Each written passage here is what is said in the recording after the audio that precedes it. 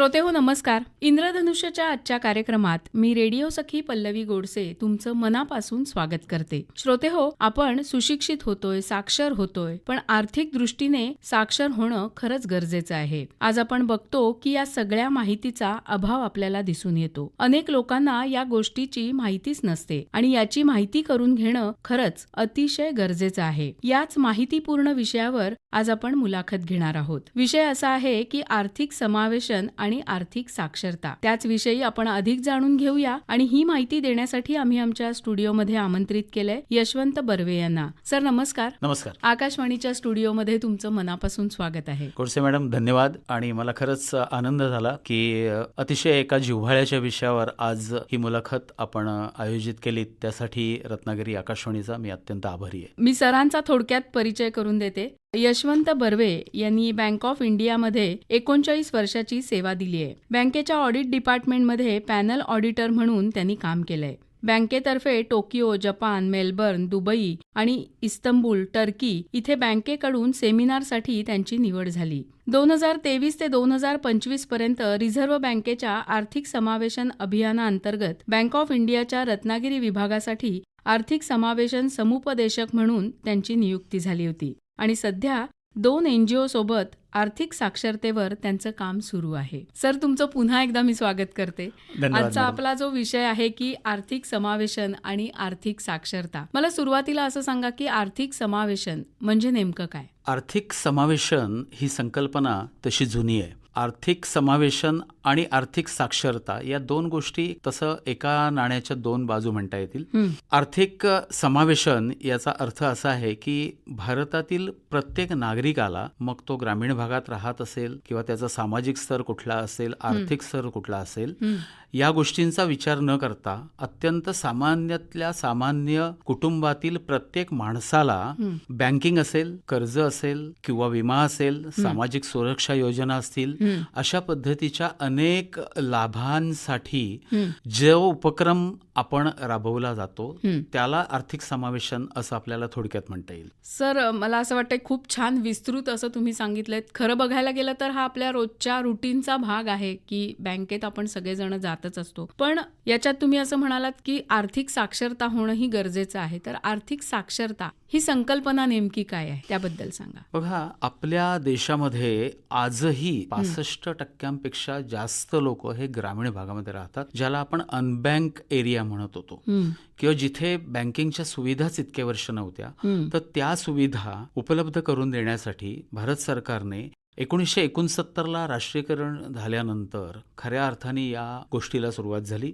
त्यानंतर आपण जर एक एक टप्पे पाहिले तर आपल्या लक्षात येईल की 1970 मध्ये या गोष्टीची सुरुवात झाली. त्यानंतर 2000च्या शतकामध्ये या गोष्टीला खरी चालना मिळाली. 2005 मध्ये रिझर्व्ह बँक ऑफ इंडियाने आर्थिक समावेशन ही संकल्पना प्रत्यक्षात आणली आणि मग खूप मोठ्या प्रमाणावर काम चालू झालं. परंतु तरी देखील आपण गेल्या 12 वर्षांचा विचार केला तर 2014 पासून या संकल्पनेला आणि या अभियानाला खरी गती आली.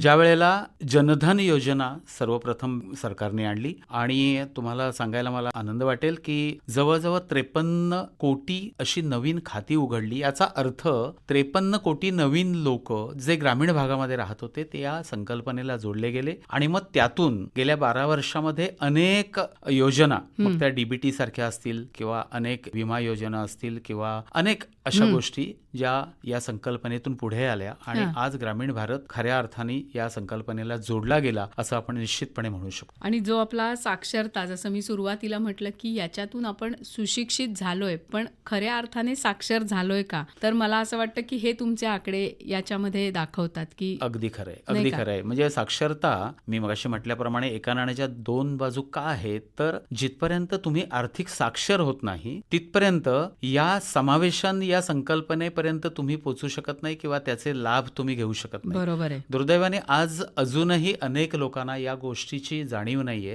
आणि ती करणं गरजेचं आहे आणि मला वाटतं आजचा कार्यक्रम हा त्यासाठीच अत्यंत उपयोग होईल असं मला वाटतं. वा वा. मला असं सांगा की आता आर्थिक समावेशनाची नेमकी गरज आणि त्याची उद्दिष्ट काय आहेत? मी मगाशी म्हटल्याप्रमाणे स्वातंत्र्यानंतरचा आपण जर विचार केला तर जवळजवळ 70 ते 60% लोक ग्रामीण भागात राहत होते. अलीकडे थोडं अर्बनायझेशन झालं असलं तरी देखील अनेक लोक आजही 65% वर लोक आजही ग्रामीण भागामध्ये राहतात, जिथे अत्यंत मर्यादित साधनं त्यांच्या जगण्यासाठी उपलब्ध होती आणि अजूनही कृषी क्षेत्रावर अनेक लोक अवलंबून आहेत.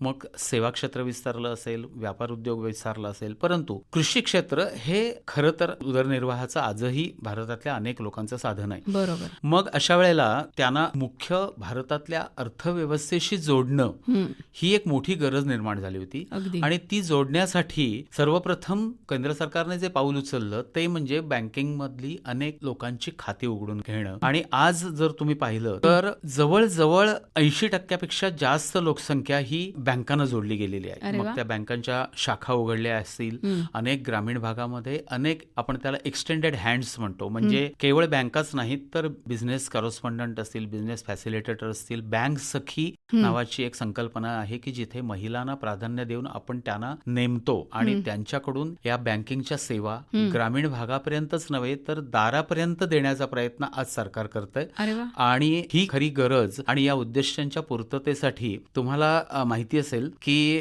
ग्रामपंचायत पातळीपर्यंत इंटरनेट सेवा देण्याचं जो उद्दिष्ट होतं त्याच्या मागे कारण हेच होतं की आजही अनेक गोष्टी आता ग्रामीण भागापर्यंत इंटरनेट गेल्यामुळे अनेक गोष्टी सोप्या झाल्यात आणि टेक्नॉलॉजिकल डेव्हलपमेंटमुळे किंवा आपण ज्याला तंत्रज्ञान विकास म्हणतो यामुळे या गोष्टी इंटरनेटवर अवलंबून असतात आणि त्याचा विकास झाल्यामुळे आज खऱ्या अर्थाने ग्रामीण भागापर्यंत बँकिंग पोहोचलंय, आर्थिक समावेशन पोहोचलंय आणि आर्थिक साक्षरता हा बऱ्यापैकी आता लोकांपर्यंत पोहोचतोय आणि त्याच्यासाठी सातत्याने अनेक बँका असतील किंवा सरकारी योजना असतील, सरकारी संस्था असतील, या आजही काम करतायत आणि त्याचे खरोखरच चांगले परिणाम आज समाजामध्ये दिसत आहेत. म्हणजे खऱ्या अर्थानं आता तुम्ही म्हणताय असं ग्रामीण भाग या सगळ्या प्रगतीच्या दिशेने जोडला गेलाय आणि मला असं वाटतं की जे आपलं उद्दिष्ट आहे की आर्थिक साक्षरतेचं तेही इथे सफल झालेलं दिसतंय. अगदी नाही का? तुम्हाला एक गोष्ट सांगतो, ज्यावेळेला बँकेमध्ये खाती उघडली गेली त्यावेळेला कदाचित तुम्हाला आश्चर्य वाटेल, परंतु जवळजवळ या उपक्रमामधून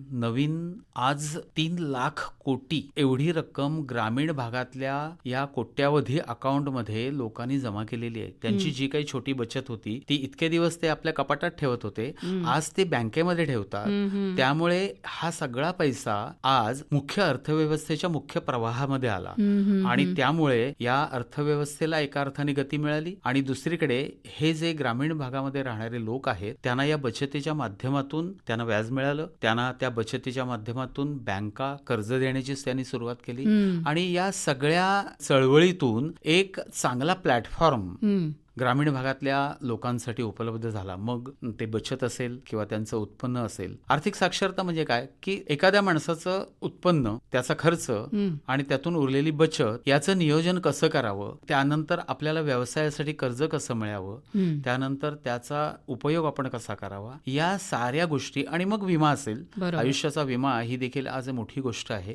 या देखील सगळ्या मग बचत, अटल पेन्शन सारखी एक योजना आहे की जिथे तुम्हाला पेन्शन मिळेल किंवा सुकन्या समृद्धी, लहान मुलींची अकाउंट आपण ओपन करून घेतो की त्यांच्या वयाच्या 18व्या वर्षी, 21व्या वर्षी आणि 24व्या वर्षी एक रक्कमी त्यांना मिळते. अशा अनेक गोष्टी आपण या साक्षरतेतून त्यांच्यापर्यंत पोहोचवण्याचा प्रयत्न करतो की जेणेकरून त्यांचं उत्पन्न आणि त्यांचा खर्च, त्यांची बचत, त्यांचं कर्ज, त्यातून त्यांचा व्यवसाय आणि त्यांच्या कुटुंबाचं उत्पन्न वृद्धी या सगळ्या गोष्टी या साक्षरतेतूनच जन्माला येतात असं मला. आणि मला असं वाटतं की ही खूप मोठी गोष्ट आहे की जेव्हा आपण म्हणतो की प्रगतीच्या दिशेने आपण पुढे पुढे चाललोय तेव्हा या सगळ्या घटकांना बरोबर घेऊन जाणं ही खूप मोठी गोष्ट आहे, नाही का? अगदी. सर, मला असं सांगा की या उपक्रमातील संस्था, घटक आणि त्यांच्या भूमिका याबद्दल सांगा. बघा, एखादी देशव्यापी संकल्पना राबवायची असेल तर त्याच्यामध्ये अनेक संस्थांचा सहभाग हा निश्चितपणे आवश्यक असतो. ज्यावेळेला आपण आर्थिक समावेशन, आर्थिक स्वायत्तता, आर्थिक साक्षरता असं म्हणतो त्यावेळेला नॅचरली त्याच्यामध्ये बँका ह्या सगळ्यात मोठा रोल बजावतात. मग याची सुरुवात जर आपण याच्यामधली उत्तरंड बघितली, या संस्था कुठल्या कुठल्या काम करतात, तर सर्वप्रथम येते reserve bank of India. Reserve bank of इंडियानी 1969 मध्ये, अगदी त्याच्याही आधी गेलात तर इम्पिरियल बँक आपली जी स्वातंत्र्यानंतर होती त्याचं आपण स्टेट बँकेमध्ये रूपांतर केलं आणि तिथून खऱ्या अर्थाने ग्रामीण भागाकडे बँकिंग जायला सुरुवात झाली. परंतु 1969 नंतर मोठ्या प्रमाणावर सरकारी बँकांच्या शाखा उघडल्या, त्यामुळे सरकारी बँका ह्या याच्यामध्ये मोठा रोल प्ले करतात. त्यानंतर नाबार्ड सारखी एक जी संस्था आहे की ती संस्था देखील ज्यावेळेला आपण नाबार्डचा विचार करतो त्यावेळेला ग्रामीण कर्ज पुरवठा, ग्रामीण प्रशिक्षण आणि महिला सक्षमीकरण याच्यामध्ये नाबार्ड सारखी एक संस्था मोठ्या प्रमाणावर आजही काम करते. त्यानंतर जनधन योजना म्हणजे ज्यावेळेला ह्या सगळ्या योजना बँकांमधून सुरू झाल्या त्याच्यानंतर तुम्ही जर पाहिलं तर सरकारी पातळीवरच्या देखील अनेक संस्था याच्यामध्ये काम करतात. म्हणजे आपण जर पाहिलं तर ग्रामीण म्हणजे RRB ज्याला म्हणतो रिजनल रुरल बँक्स, म्हणजे सरकारी योजना ह्या मोठ्या असतात, त्यांना ग्रामीण भागापर्यंत पोहोचणं शक्य नसतं, त्यामुळे एक ग्रामीण बँक ही संकल्पना आली.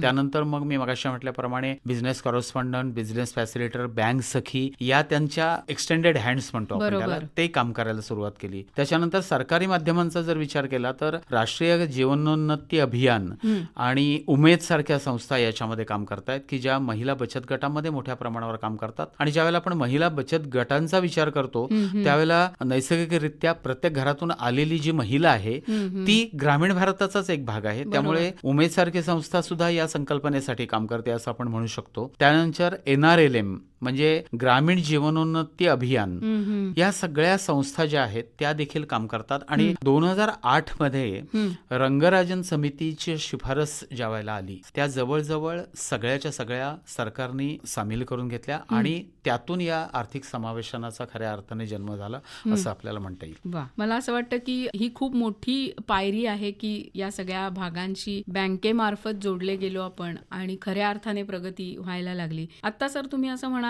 की हे सगळं करताना की महिला बचत गट म्हणजे खऱ्या अर्थाने ग्रामीण भागातली महिला बचत गटाच्या माध्यमातून या सगळ्या एका याच्याशी जोडली गेली, तर महिलांना या समावेशनामध्ये अपेक्षित प्राधान्यक्रम मिळतोय का? काय वाटतं तुम्हाला? अगदी नक्की. मला अगदी सांगायला आनंद होईल की बघा, ग्रामीण भारताच्या कणा म्हणता येईल अशा महिला आहेत. आज महिला सक्षमीकरण हा शब्द, ही संकल्पना फार मोठ्या प्रमाणावर वेगवेगळ्या माध्यमातून आपण ऐकतो. मग आर्थिक विषयामध्ये देखील हे सक्षमीकरण होणं गरजेचं आहे. कारण मी मगाशी म्हटल्याप्रमाणे ग्रामीण भागामध्ये खऱ्या अर्थाने भारतातला नागरिक राहतो आणि त्यांच्या छोट्याशा कुटुंबामध्ये जर महिला बचत गटाच्या संकल्पनेतून प्रत्येक महिला ही त्या बचत गटाला जोडली गेली आणि पर्यायाने बचत गटाची ज्या वेळेला खाती आपण बँकांमध्ये उघडतो त्यावेळेला ती महिला बँकांना देखील जोडली गेली आहे. आणि बँकांच्या मार्फत जी दिली गेलेली कर्ज आहेत त्या माध्यमातून प्रत्येक महिलेला आपण जरी 50,000 रुपये प्रत्येक घरामध्ये गेले असं म्हटलं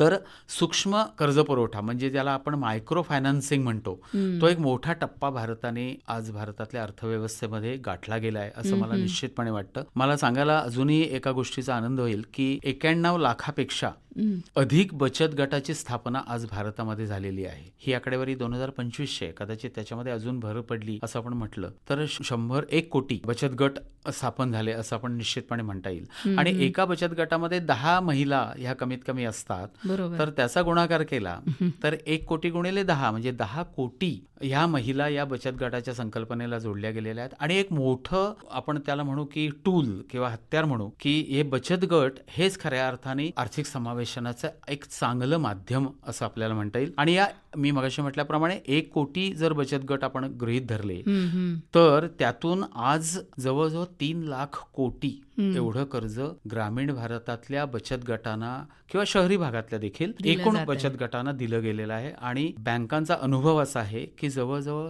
96% जास्त हा नियमित कर्जफेड या बचत गटातून केली जाते. याचा अर्थ आपण बचत गटातून दिलं गेलेलं कर्ज हे योग्य पद्धतीने वापरलं जातं, त्याची परतफेड योग्य पद्धतीने केली जाते. त्यामुळे तुम्ही जे सुरुवातीला प्रश्न विचारलात की महिलांना यांचा सहभाग किती आहे, तर मला असं वाटतं की महिलांचा सगळ्यात जास्त सहभाग आर्थिक समावेशनामध्ये झालेला आहे. आणि त्यामुळेच मला असं वाटतं की आर्थिक समावेशन ही संकल्पना प्रत्यक्षात चांगल्या पद्धतीने आज येते. मला असं वाटतं आणि की इतक्या तळागाळापर्यंत ही योजना जर पोचलेली आहे तर आता आणखीन प्रगती होणं काही अशक्य कोटीतली गोष्ट नाहीये, ते नक्कीच होणार आहे. अजून एक मला त्यातला मुद्दा मला सांगावा असं वाटतो. आज या संकल्पनेतून सगळ्यात मोठा जर जर कुठला ग्रामीण भागातल्या महिलांना फायदा झाला असेल तर तो एक त्यांच्यामध्ये आत्मविश्वास निर्माण झालेला आहे की आपण एखाद्या ऑफिसमध्ये जाऊ शकतो, एखाद्या बँकेमध्ये जाऊ शकतो, आपली कामं करू शकतो. हा आत्मविश्वास मला असं वाटतंय कर्ज पुरवठ्यापेक्षा देखील त्यांना पुढे घेऊन जाऊ शकेल नक्कीच. आणि त्यांचा व्यक्तिमत्व विकास देखील निश्चितपणे या माध्यमातून होऊ शकेल. बरोबर आहे. आज स्त्रिया या पद्धतीने घराबाहेर पडायला लागल्यामुळे जगात काय चाललंय याचीही त्यांना कल्पना यायला लागली आणि मला असं वाटतं ही खूप चांगली गोष्ट आहे. जसं आपण म्हणतो की एक स्त्री शिकली की घर शिकलं, ती म्हण इथे अगदी तंतोतंत लागू पडते. सर, तुम्ही मगाशी बोलताना असं म्हणालात की या सगळ्याबरोबर विमा योजना गरजेच्या असतात. विमा योजना ह्याही पोचवणं किंवा त्याची माहिती सांगणं गरजेचं आहे. तर एकंदर हे सगळं पोचतंय का आणि नेमकं आता वास्तव काय आहे याच्यातलं काय सांगाल? गोडसे मॅडम, अतिशय चांगला प्रश्न तुम्ही हा विचारलाय मला. कारण बघा, आज माणसाचा प्रवास खूप वाढलाय. पूर्वी आपलं खेडेगाव हेच आपलं एक युनिट म्हणून लोक गावामध्येच राहत होते. आज नोकरी असेल, व्यवसाय असेल किंवा इतर कारणं असतील, पर्यटन असेल, आज पर्यटन देखील वाढलंय. या माध्यमातून माणसाचा प्रवास वाढला. प्रवास जितका वाढतो तितके धोके देखील वाढतात. बरोबर. तर माणसाच्या आयुष्यामध्ये रिस्क वाढत चाललेली आहे. खरंय. मग तो अपघात असेल किंवा नैसर्गिक असेल. मग यासाठी काय करावं? तर यासाठी विमा असणं गरजेचं आहे. आपण आपल्या गाडीचा विमा करतो, न चुकता करतो. मग आपल्या आयुष्याचा विमा करणं ही देखील तितकीच गोष्ट महत्वाची आहे. एखाद्या ग्रामीण कुटुंबातला करता सवरता पुरुष जर गेला तर त्या कुटुंबावर किती आघात होतो याची जाणीव फक्त ग्रामीण भागातल्या लोकांना आहे. त्यामुळे मला असं वाटतं की आर्थिक साक्षरता, आर्थिक समावेशनाबरोबरच विमा हे देखील एक मोठी गोष्ट महिलांपर्यंत असेल, ग्रामीण भारतापर्यंत किंवा सर्वसामान्य माणसापर्यंत पोहोचवणं अत्यंत गरजेचं आहे. आणि यासाठी केंद्र सरकारने महत्वाच्या 2 योजना आणलेल्या आहेत. त्यामध्ये सर्वात महत्वाची योजना आहे ती म्हणजे प्रधानमंत्री जीवन ज्योती विमा योजना. ही योजना अशी आहे की 18 ते 50 या वयोगटातील कोणताही माणूस, सज्ञान माणूस यामध्ये भाग घेऊ शकतो. अर्थात त्याचं बँकेमध्ये अकाउंट असणं गरजेचं आहे. जीवन विमा योजना आहे, त्याचं नावच तसं आहे. आता दुसरी योजना जी आहे ती पहिल्या योजनेबरोबर देखील तुम्ही जोडून घेऊ शकता. दोन्ही योजना एका वेळी देखील तुम्ही करू शकता. फक्त त्याच्यामध्ये वयोगटामध्ये फरक आहे. 18 ते 70 हा वयोगट अपघात विमा योजनेसाठी आहे. आपण पाहिली ती जीवन म्हणजे आपल्या आयुष्यासाठीची योजना होती. इथे अपघाती मृत्यू झाला. पहिली योजना नैसर्गिक मृत्यूसाठी पण होती. म्हणजे दोन्ही योजना जर आपण क्लब केल्या आणि दोन्ही योजनांचा जर आपण लाभ घ्यायचा ठरवला तर तुम्हाला 4 लाखाचं कव्हर मिळतं. त्यामुळे 4 लाखापर्यंत ह्या दोन्ही योजनांचा फायदा घेऊन तुम्ही या विमा योजनांचा फायदा घेऊ शकता. त्यानंतर विम्याच्या सोबत अजून 2 योजना आहेत. त्या देखील याच मुद्द्याला मी जोडून सांगू इच्छितो की अटल पेन्शन म्हणून एक योजना आहे आपल्याकडे. त्याच्यामध्ये 5 पर्याय आहेत. 1,000 पासून 5,000 पर्यंत तुम्हाला पेन्शन मिळू शकते. त्यानंतर अजून एक योजना आहे ती म्हणजे सुकन्या समृद्धी योजना. तर महिला असतील, छोट्या मुली असतील तर त्यांच्यासाठी जर आजच काही आपण तरतूद करायला सुरुवात केली तर सुकन्या समृद्धीसारखी चांगली योजना नाही. म्हणजे आपण असं म्हणू शकतो की उच्च शिक्षणाच्या टप्प्यावर 18व्या वर्षी त्यांना काही पैसे मिळतात, 21व्या वर्षी काही पैसे मिळतात आणि 24व्या वर्षी मिळतात. म्हणजे त्या मुलीचं लग्न होताना काही रक्कम तिला अजूनही मिळू शकते. अशा प्रकारची ही सुकन्या समृद्धी देखील एक योजना आहे की ज्याच्यामध्ये आपण या योजनेचा फायदा घेऊ शकता. मला असं वाटतं की हे सगळं करण्यासाठी आपण डोळसपणे या सगळ्याकडे बघणं गरजेचं आहे. आणि जसं आपण म्हटलं की आर्थिक साक्षरता ही जी झालेली आहे त्याचा उपयोग या सगळ्या गोष्टींसाठी करणं खूप गरजेचं आहे. निश्चितपणे. सर, असं आपण आता बघतोय की तुम्ही म्हणालात तसं की सगळ्या बँका असतील किंवा एकंदर सगळ्या गोष्टी आपण एकमेकांशी जोडतोय. त्या ह्याने आपण खेड्यांपर्यंत पोचतोय, ग्रामीण भागापर्यंत पोचतोय. एका क्लिकवर आपण सगळ्या गोष्टी आता करायला चाललो आहोत. पण सगळं हे करताना सर याच्यामध्ये काही धोके आहेत, काही आव्हानं आहेत. जसं डिजिटल पेमेंट हा एक विषय खूप गंभीर पद्धतीने आता चाललाय. जितकं ते सोपं आणि सहज सुलभ आहे त्याच्यामध्ये धोकेही तितकेच आहेत, त्याच्याबरोबर आव्हानंही आहेत. त्याविषयी सांगा. हा सगळ्यात आजचा मला असं वाटतं की लोकांच्या दृष्टीने चिंतेचा आणि जिव्हाळ्याचा विषय झालेला आहे. आपल्याला माहिती आहे की भारतामध्ये डिजिटल व्यवहारांची आज अक्षरशः क्रांती झालेली आहे. एका मोबाईलवर तुम्ही आज कोथिंबिरीच्या जोडीचे 10 रुपये सुद्धा मोबाईल UPI वर माणूस पे करायला लागला. परंतु अगदी तुम्ही म्हणालात ते खरं आहे की प्रत्येक तांत्रिक प्रगतीबरोबर काही धोके देखील येतात. मग डिजिटल व्यवहार वाढले तसे सायबर फसवणुकीचे व्यवहार देखील तितकेच मोठ्या प्रमाणावर आज वाढलेले आहेत. यापासून जर आपण सुरक्षित राहायचं असेल तर आपल्याला याबरोबर काळजी देखील काही घ्यायला लागते. मग ते मोबाईल फोन असतील, सोशल मीडिया, ईमेल, बनावट संकेतस्थळ किंवा मोबाईल ॲप्सच्या माध्यमातून आज नागरिकांची मोठ्या प्रमाणावर आर्थिक लूट होताना आपण पाहतो आहोत. तर यासाठी देखील ही साक्षरता करणं मोठ्या प्रमाणावर गरजेचं आहे. लोकांमध्ये हा अवेअरनेस आणणं गरजेचं आहे. बरोबर. त्यामुळे या डिजिटल व्यवहार करताना जागरूकता ही सगळ्यात मोठी सुरक्षा आहे असं मला वाटतं. मग याच्यासाठी आपल्याला काय काय करायला हवं, असं जर अगदी फसवणूक कशी होते ते पाहूया. बघा, हे लोक असे अनेक माध्यमातून ते तुमच्याशी बोलायला सुरुवात करतात आणि डिजिटल अरेस्ट हा देखील एक मोठा विषय आज सर्वसामान्य माणूस ऐकतात. डिजिटल अरेस्ट म्हणजे काय, तुम्हाला सायकोलॉजिकली अशा प्रकारे सप्रेस केलं जातं की तुम्ही त्याच्यामध्ये गुंतत जाता, तुम्ही घाबरून जाता. बरोबर. त्यामुळे यासाठी तुम्ही न घाबरता अशा कॉल्सना एकतर उत्तर द्यायचं नाही, किंवा जिथपर्यंत तुम्हाला कुठलीही बँक किंवा कुठल्याही फायनान्शियल इन्स्टिट्यूशन, गव्हर्नमेंट एजन्सी तुम्हाला फोनवर कुठल्याही प्रकारचा OTP मागत नाही, कुठल्याही प्रकारचं अपडेशन करून घेत नाही. त्याच्यासाठी एकतर तुम्हाला बँकेत जायला लागतं किंवा तुम्हाला त्या ऑफिसमध्ये जायला लागतं, किंवा तुम्ही तुमच्या मोबाईल ऍप्स असतील त्याच्या माध्यमातून तुम्ही करायचं असतं. तुमच्यासाठी कोणीही ऑनलाईन या गोष्टी करत. त्यामुळे ही एक गोष्ट महत्वाची लक्षात ठेवा. आणि सगळ्यात गोष्टी महत्वाची आहे म्हणजे OTP फसवणूक ही फार मोठ्या प्रमाणावर होते. लिंक, फेक लिंक लोक पाठवली जातात आणि अशा पद्धतीने तुम्हाला ते गुंतवतात की तुम्ही नॅचरली त्याच्यामध्ये गुंतत जाता आणि एका छोट्याशा चुकीमुळे तुमच्या फार मोठा आर्थिक नुकसान आणि आर्थिक तोटा तुम्हाला सहन करावा लागतो. यासाठी आता आज QR कोड मोठ्या प्रमाणावर वापरले जातात. या QR कोड मध्ये तुम्हाला QR कोड पाठवला जातो आणि तुम्हाला असं सांगितलं जातं की तुम्ही हा स्कॅन करा, तुम्हाला पैसे येतील. ऑन द कॉन्ट्ररी तो QR कोड पेमेंटसाठी असतो आणि तुमच्या खात्यातून ते पैसे जातात. त्यामुळे ही जागरूकता आज मोठ्या प्रमाणावर आणण्यासाठी गरजेचं आहे आणि यासाठी देखील बँका काम करतायत किंवा सरकारी माध्यमं काम करतायत. बँक सखी असेल, बिझनेस कॉरेस्पॉन्डंट असतील, हे मोठ्या प्रमाणावर एक जागरूकता यासाठी अजूनही आणली जाते. परंतु तरी देखील आज लोक फसतायत. त्यामुळे आर्थिक समावेशनाबरोबर जी ग्रामीण भागाची प्रगती झाली, ग्रामीण नागरिक जागरूक झालाय, लोक ऑनलाईन पेमेंट करायला सुरुवात केलीत, परंतु त्याच्यासोबत ही जी एक काळी बाजू आहे त्याचा देखील ग्रामीण भारतातल्या लोकांनी किंवा सर्वसामान्य शहरी लोक देखील फसतायत. प्रत्येक नागरिकाने याचा विचार करून त्याच्यासाठी जागरूकता आणि काळजी घेतली पाहिजे असं मला वाटतं. म्हणजे अशा पद्धतीची पण आर्थिक साक्षरता होणं गरजेचं आहे. अगदी निश्चितपणे. कारण उलट ही जागरूकता जास्त गरजेची आहे असं मला वाटतं. कारण शेवटी ₹1 आपला कष्टाचा जो गेला तर त्याचं दुःख प्रत्येकाला निश्चित होणार आहे. त्यामुळे याच्यासाठी काळजी घेणं ही फार मोठी गोष्ट आहे असं मला वाटतं. सर, आपण बोलतोच आहोत की एकंदर आर्थिक साक्षरता, आर्थिक समावेशन, तर ह्या ज्या सगळ्या संकल्पना आहेत, तर बँकांकडून या सगळ्या उपक्रमाला कसा काय प्रतिसाद मिळतोय त्याविषयी सांगा. अगदी चांगला प्रश्न आहे खरं तर मॅडम हा. कारण बघा, कुठल्याही योजना खूपच चांगल्या असतात. प्रत्येक योजना ही चांगलीच असते आणि तो लोककल्याणाचा विचार करून ती बनवलेली असते. परंतु त्याची ज्यावेळेला अंमलबजावणी येते त्यावेळेला अनेक लूपहोल्स त्याच्यामध्ये असतात. मग त्याच्यामध्ये लोकांची मनोवृत्ती असते, तसं बँकांच्या मध्ये काम करणाऱ्या लोकांची देखील मनोवृत्ती असते असं मला वाटतं. त्यामुळे अनेक वेळेला लोकांकडून तक्रारी येतात की बँकांकडून पाहिजे तेवढा प्रतिसाद मिळत नाही. तर खरं सांगायचं तर काही प्रमाणामध्ये त्यामध्ये तथ्य आहे. परंतु मला असं वाटतं की ज्या वेळेला आपण बँकेमध्ये एखादं काम घेऊन जातो त्यावेळेला जाण्यापूर्वी आधी आपला विचार करणं ही जास्त गरजेची गोष्ट आहे. आपण किती चांगल्या पद्धतीने व्यवहार करतो.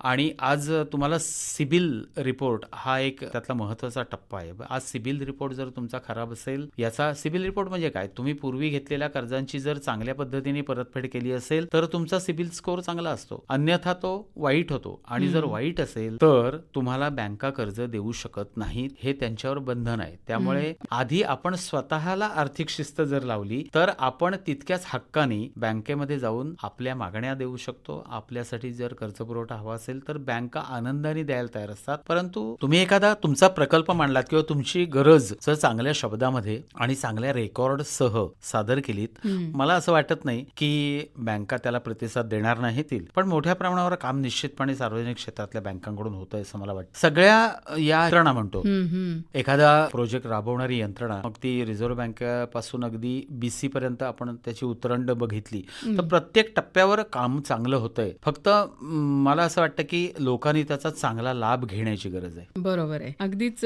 मला असं वाटतं की हे उत्तर खूप छान दिलंय तुम्ही की लोकांनी लाभ घेणं हे महत्वाचं आहे. सर, या सगळ्यामध्ये भविष्यात काय संधी दिसत आहेत तुम्हाला? अमर्याद संधी आहेत असं मला वाटतं. कारण बघा, जितका माणूस आपण प्रगती करायला सुरुवात करतो त्याची गरज वाढायला लागते आणि त्याच्या गरजा जशा वाढतात तसं उत्पन्न वाढतं, व्यवसाय तो करायला लागतो आणि गरजांमधून खर्च वाढतो, खर्चामधून अर्थव्यवस्थेला चालना मिळते. हे एक चक्र आहे. बरोबर. आणि त्या चक्रातून आपण जसजसे पुढे जातो आपल्याला माहितीच आहे की आज देशाची अर्थव्यवस्था ही जगामध्ये 4थ्या क्रमांकावर आहे. त्यामुळे भविष्यामध्ये अमर्याद संधी आहेत. आज तुम्हाला माहिती आहे की मगाशी मी म्हटल्याप्रमाणे डिजिटल रुपया हा एक रिझर्व्ह बँक ऑफ इंडियाने एक नवीन संकल्पना आणली. म्हणजे काय? डिजिटल रुपया म्हणजे फक्त नोटेच्या ऐवजी तो तुमच्या वॅलेटमध्ये असलेला रुपया. जसे आपण आज युपीआय मधून पेमेंट करतो ते तुमच्या बँकेमध्ये रोख पैसे असतात, इथे डिजिटल फॉर्मॅटमध्ये तो रुपया असेल, त्याची किंमत तेवढीच असेल, त्याची व्हॅलिडिटी तेवढीच असेल, त्याची मूल्य तेवढंच असेल, फक्त त्याचा उपयोग वेगळ्या पद्धतीने आपण करणार आहोत. ऑफकोर्स याची अजून खालच्या स्तरापर्यंत जाईपर्यंत काही वेळ लागेल, परंतु मोठ्या प्लॅटफॉर्मवर याचा उपयोग हळूहळू सुरुवात झालेली आहे. दुसरं आपण पाहतो की फिनटेक डिजिटल कार्ड नावाची एक संकल्पना येते. त्याच्या तपशिलात आपण आता नको जाऊया, परंतु कृत्रिम बुद्धिमत्ता AI, आज AI हा परवलीचा शब्द झालाय. तुम्ही जर AIच्या एखाद्या ऍपवर एखादी कुठलीही गोष्ट टाका, तुमच्या समोर त्याचे विस्तृत विवेचन हजर आहे. मग खरं तर सांगायचं तर आर्थिक साक्षरता तिथे देखील आपण जाऊन करून घेऊ शकतो. बरोबर. त्यानंतर MSME साठी एक वेगवेगळ्या माध्यमातून आपण मोठ्या प्रमाणावर बँका कर्ज पुरवठा करतायत.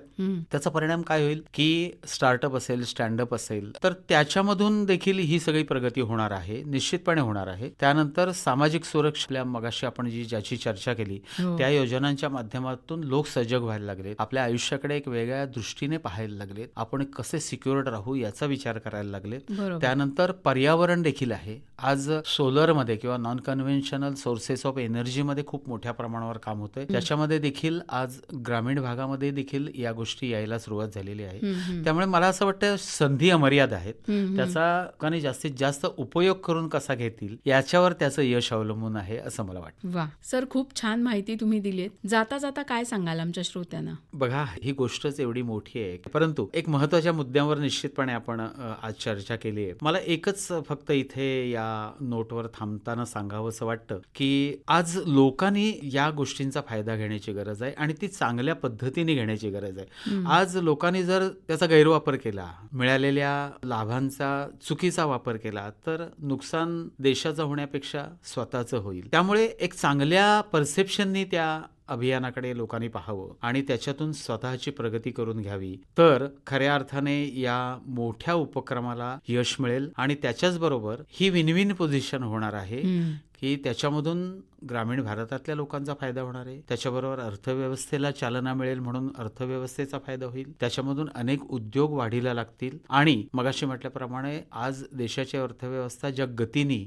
वेगाने प्रगतीपथावर जाते ती अधिक वेगाने जाईल आणि भारत सुजलाम सुफलाम होईल. आज जे अनेक वर्षांचं भारताचं स्वप्न आहे की आपण मेरा भारत महान म्हणतो, तसा तो महान व्हावा, यासाठी निश्चितपणे हे सगळे प्रयत्न कामी येतील. सर, खूप छान पॉझिटिव्हली तुम्ही ह्या सगळ्या संकल्पनेबद्दल बोलला आहात आणि याच नोटवर आज आपण इथे थांबूया. तुम्ही इथे आलात आणि आर्थिक समावेशन आणि आर्थिक साक्षरता याविषयी खूप चांगली माहिती आमच्या श्रोत्यांना करून दिलीत. त्याबद्दल आकाशवाणी परिवारातर्फे मी आपले आभार मानते. धन्यवाद. मॅडम, खरंच मी देखील आपला खरंच आभारी आहे आणि रत्नागिरी आकाशवाणीचा आभारी आहे अशासाठी की आपलं माध्यम इतकं सशक्त आहे की आज अनेक लोकांपर्यंत, अनेक घरांपर्यंत ह्या माध्यमातून ही माहिती निश्चितपणे पोचणार आहे आणि आर्थिक साक्षरता हा जो आर्थिक समावेशनाचा एक भाग आहे तो या मुलाखतीच्या माध्यमातून पोचेल असं मला वाटतं. यासाठी विशेष आपले आभार आणि धन्यवाद. धन्यवाद. या कार्यक्रमाचे सादरकर्ते होते विवेक वानखडे.